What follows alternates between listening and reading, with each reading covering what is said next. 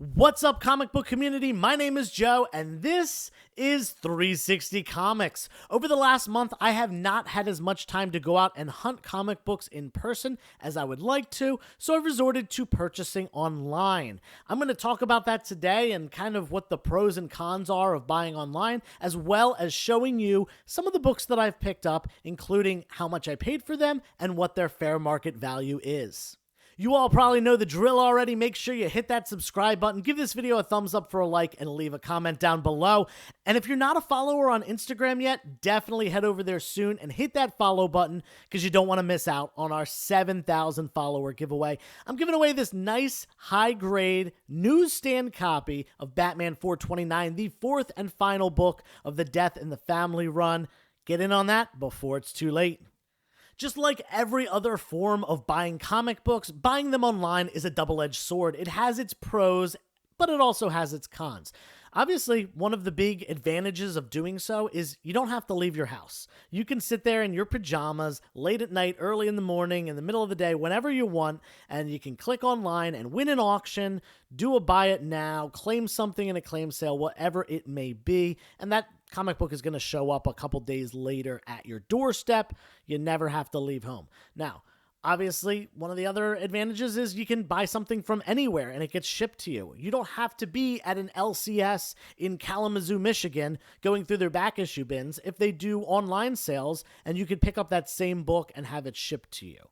Now, shipping obviously creates some issues. Not only is there a delay in you receiving these books, which as of right now, the Postal Service has been pretty good, but there were times, especially during the height of the pandemic and things, that it was not good. It was taking a long time for packages to get from point A to point B, and in addition to that, there's always the risk of damage, not only on the package itself, but the things inside, and comic books generally are pretty delicate.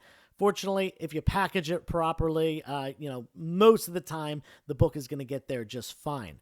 Another one of the cons is that you can't really inspect the book very well. They might say high grade, but does high grade mean an 8.0 or a 9.8? There's a big discrepancy there. I tend not to give numbers when I specifically grade books because I don't feel comfortable picking a specific number, but I'll give a nice little range for people that it possibly could fall into. That being said, it's a lot easier to pick out the flaws in person, and you might miss some things online. You never know what the inside of the book is unless there's pictures of it, so sometimes you just have to trust that the seller was completely open and honest with you, which can obviously lead to some problems, but usually there is some buyer recourse there, a way to get all or part of your money back if something goes wrong. Now, that being said, I've bought a lot of stuff off of Whatnot recently, as well as Instagram. I really don't do much on eBay anymore. Whatnot is great for auctions. Instagram is great for the claim sales and the buy it nows and stuff like that. So I'm going to go through a bunch of things that I've got recently and who I got it from as well, so you can check them out. This first group of books comes from Whatnot, and specifically one dealer on Whatnot who I've bought a ton of stuff from. If you're not following Comic Dunes on Whatnot, you are missing out. They do shows morning, afternoon, evening, night. In fact, they're doing at least 2 shows a day right now. Some days even more. They've brought a couple new people onto the team, but the core is Jeff and Howie, who have been working together under the name Comic Dunes for some time now, and they've both been in the space about 10 years, with Jeff having some previous and current experience working at 2 of the biggest auction houses that deal with comics. So they've got a ton of experience, a ton under their belt, knowledge, everything like that, and you definitely don't want to miss out. So I'm going to go through some books that I bought from them. I'm going to talk about how much I paid, as well as what is the fair market value of each specific book. So first up, we've got the Spider-Man Far From Home Prelude. I picked this up because I had issue 1. This is actually a 2-part little mini series that ties in with the movie. And I had issue 1 that I found in a dollar bin a while ago, but I picked this one up and paid $1 for this one as well. Fair market value for the pair is about $10, so let's say $5 a piece. I got a great deal there, picking it up for just $1. And next up, we've got a little Ashcan comic. These were meant as a preview. Older Ashcans can be worth significant amounts of money, but the 90s ones are still collectible as well, just not nearly as rare or anything like that. This one is for X-Men, I believe. If I remember correctly, this was for the X-Men Alpha run, and you can see it's smaller than a regular comic. I paid $5 for this one, which is kind of around market. It kind of sells for about $6. So I got a little under market price, but more importantly, this is something that I've been looking for my personal collection for a while, so I'm glad to have picked it up for such a fair price. Next, we got a hot one here. Moon Knight. You know this character is going wild. We've got Moon Knight Fist of Khonshu number 4. Now, this is the second Moon Knight run, and it was a 6-issue limited series. Issue 2 does feature the first appearance and only appearance of Arthur Harrow, who's being depicted in the show by Ethan Hawke. Now, this run is great to pick up because it's only 6 issues, pretty easy to grab, and really affordable other than that second issue, which honestly isn't too bad, price-wise either. This I bought for $2, and fair market value is about $7. It's a nice high-grade newsstand copy, as you can see by that barcode down at the bottom. Then we got some more X-Men. This is issue 325. One of the ones that I'm missing to complete my X-Men run, so I needed to pick this one up. A nice high-grade copy. I paid $2 for this and has a fair market value of about $7. Same thing with this next book. Paid $2 for this one. Has a little bit higher of a fair market value due to some hype around this character. We've got Swordmaster number 1, and this is the action figure or toy variant cover. Looks like it's an encased toy, but it is not. It is in fact a flat comic book. These variant covers are pretty popular among especially toy collectors and people that are into that kind of stuff.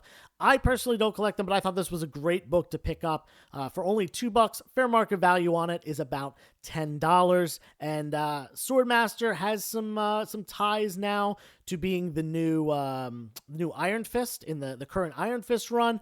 And a lot of people are thinking that's what they might do with the MCU to replace the Iron Fist from Netflix that wasn't very popular, wasn't done very well. They might be doing this version of Iron Fist. Whether he starts off as Swordmaster or just as initially introduced as Iron Fist, I don't know, but we'll see. We'll see what happens if it comes to fruition.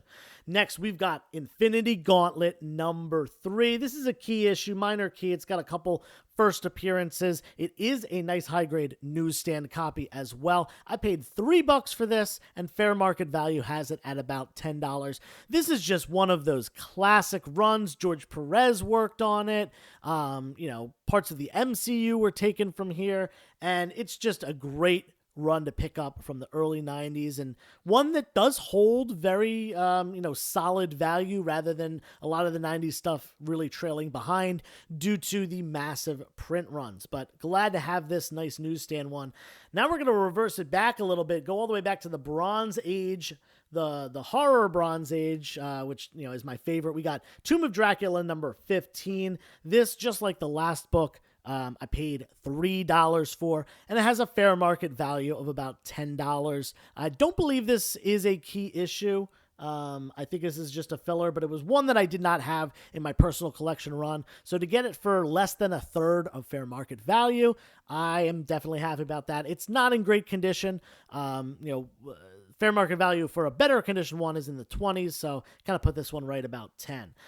This next cover is super awesome from the One Moment in Time run, The Amazing Spider-Man 639. I only paid $1 for this book. Was very surprised that no one hopped on it. ASM stuff usually, in my experience, sells very well. Even filler issues like this, it is part of a popular one, the One Moment in Time run. But it's got a great cover. It's an ASM book. I couldn't believe that I got it for just $1, and it has a fair market value of about $10. But I'm probably going to be keeping this one in my personal collection because I do collect a lot of Amazing Spider-Man. Next, we got Captain America 332, Cap No More. This is where Steve Rogers resigns as Captain America, soon to be, the mantle to be taken over by John Walker, who we've seen in the MCU. And it's just got this classic cover of Cap looking defeated, ready to give up. And that's just what happens for a little bit in this storyline. You wouldn't believe it. I scored this guy for just $1 and has a fair market value of about $15. Some MCU connection to this storyline, as well as just a classic timeless cover. Captain America looking just out of it here. And that is what goes along with the story. This next one, had to pick it up as soon as I saw it. And I did pay a couple more bucks for this one, $5 rather than the 1s, 2s, and 3s that you're seeing a lot here. This is Silk number 2. This is the Phantom variant, and it is, if you don't know, an homage to Amazing Spider-Man 301, a classic Todd McFarlane cover. Very similar, actually an homage really to 300, obviously with the black suit and all, but this one's closer to 301 with that black background. So it's, I guess it's a 300 homage because 301 is an homage. It's like an homage within an homageception, we'll call it. Anyway, I've been looking for this for a while. Every time I see it, it's like $15, $20. I don't want to pay that much, so I was really happy to pick it up for $5. Fair market value of about $15. This one is staying in the PC for sure. This next one, we got X-Men number 143. I call this the Merry Christmas episode issue, and it's a minor key significance book, but Jeff threw this one in for free. I've been buying some things, and every once in a while when you buy something online from someone, they'll throw in another book or two for free, a little present, little freebie. So paid $0 for this book, and it does have a fair market value of about $20. This is a nice Claremont era X-Men minor key. This next one I was so stoked to get.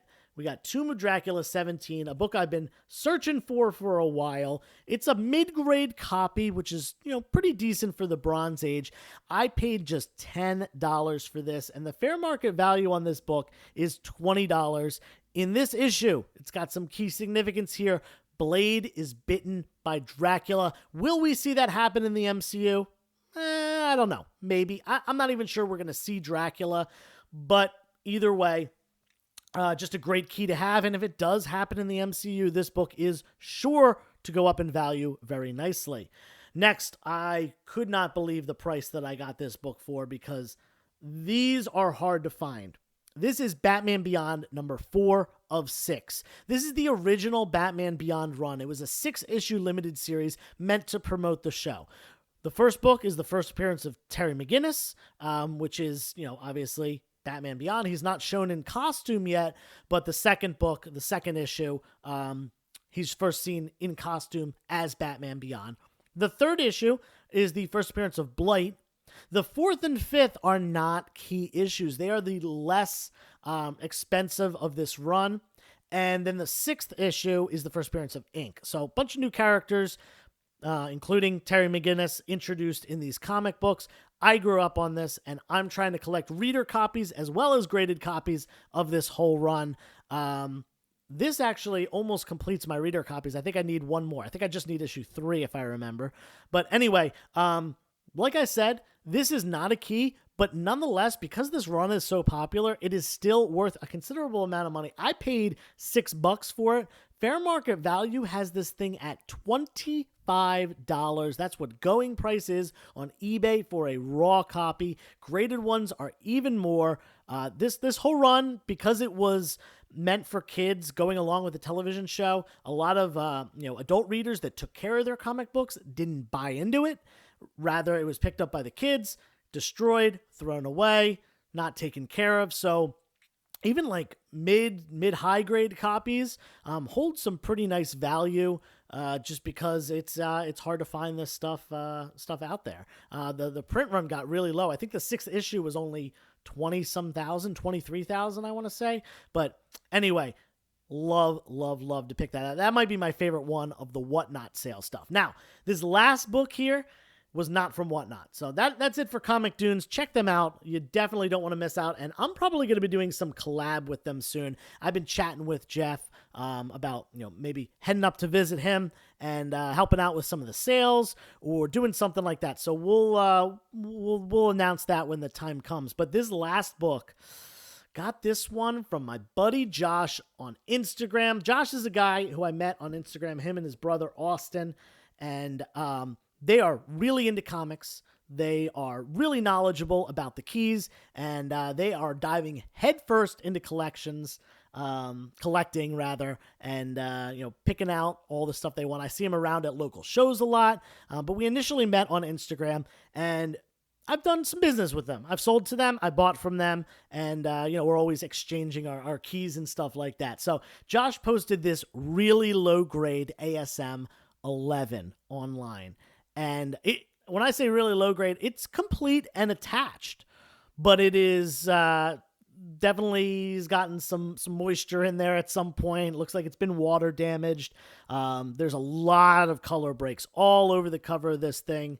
Hopefully you can see there's a lot going on, and the staples are rusty, barely holding on to the cover, but it's all there and it's all attached. Probably a 1.0 or a 1.5, maybe a 1.8 if I'm lucky. I don't think this thing would hit a 2.0, but I am not good at deciphering really low grade stuff, so I could be wrong about that. I am probably going to actually send this in to get graded for two reasons. One, preservation and protection, and two, it's going in my personal collection. I just want to have this thing slabbed up. And another reason, I'm just curious as to what grade it'll get. So yeah, this is a really low grade copy, like I said.